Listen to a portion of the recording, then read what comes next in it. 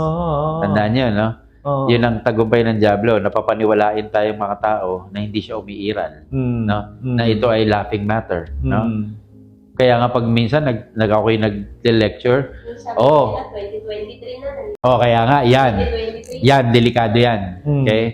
Kasi, kung hindi mo siseryosohin ng Diablo, para mo na-insulto si Jesus, na sineryoso ang Diablo sa Ebanghelyo. At sabi ni St. John Paul II, mga kapatid, if you do not believe in the devil, then you do not believe in the gospel. Amen.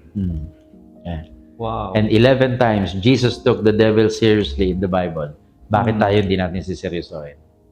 Diba? Tsaka kung sasabihin mo 2023, wala na yung ganyan, parang sinabi mo lang na na-o-obsolete ang demonyo. Hoy, hindi nalalaos ang demonyo. Kasi outside time siya eh. Yes. At hanggat merong taong nabubuhay, hindi siya titigil, nakalad ka rin ang kaluluwa natin papuntang impyerno.